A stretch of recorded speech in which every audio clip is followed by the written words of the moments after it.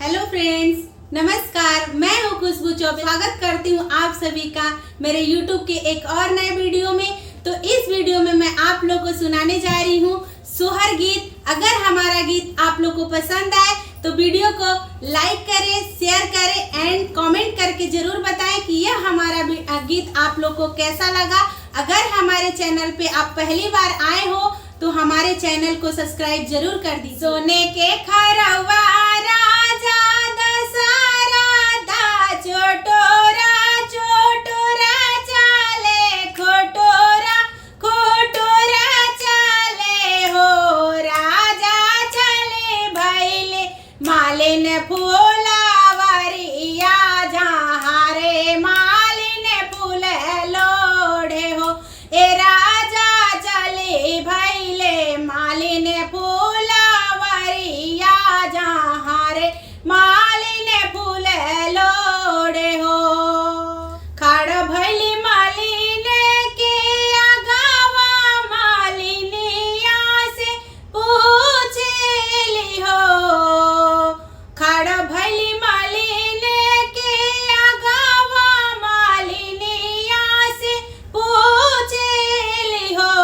ए मालिन कुल फूल भैले का चनार बेले काहे धूमिल बेले काहे धूमिल हो।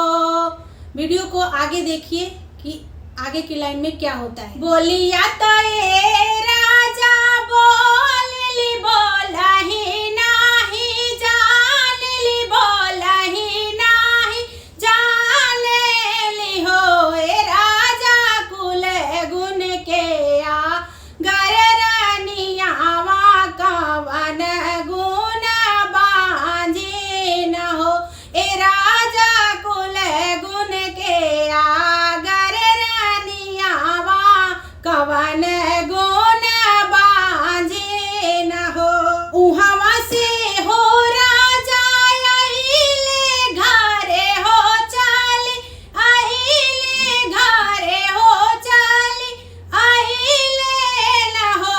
राजा घोड़े मुड़े ताने ले राजैया सोवाले गजाओ बर सोवाले गजाओ बर हो। तो आगे सुनिए कि आगे की लाइन में क्या होता है। पैसी जगावेली कौशल्या रानी आवारो सौमित्रा रानी आवारो सौमित्रा रानी हो। राजा करी उठी रउआ दातोइनिया खरैया रौरे होई जइहे खरैया रौरे होई जइहे हो। कैसे करी कोला दातोइनिया खरैया काहे होई हन खरैया काहे होई हन हो। रानी सारा नागरी या में सोरा रनिया काहे बांझी न हो। ए रानी सारे नगरिया में सोरा रानी हो काहे बांझी न हो। तो आगे की लाइन में सुनिए कि आगे क्या होता है। मोरा पिछुआरावा बिखधरा भैया तू मोरे हिता बाड़ा तू मोरे हिता बाड़ा हो। ए भैया देई दाना जहा राधा भैया तीनों हो जानी पिया तीनों हो जानी पिया बहो। रगरी के पियेली कौशल्या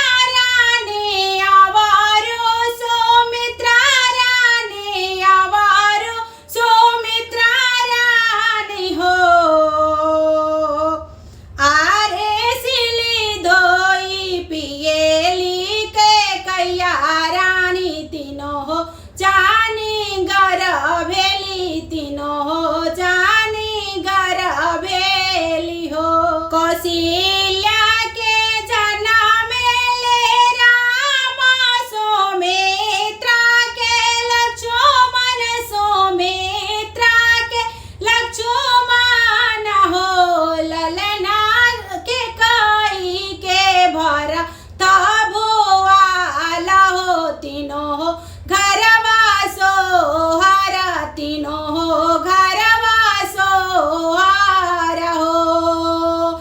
सोने के खरवा हो राजा दशरथा, कुटोरा कुटोरा चले, चोटोरा चोटोरा चले हो।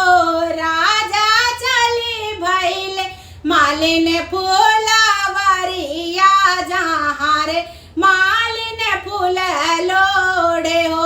ए राजा चली भैले मालिन फूलवरिया, जहाँ रे मालिन फूल लोड़े हो। अगर हमारा गीत आप लोग को पसंद आया हो तो हमारे वीडियो को लाइक करें, शेयर करें एंड कमेंट करके जरूर बताएं कि ये हमारा गीत आप लोग को कैसा लगा। Thanks for watching my video. Bye by.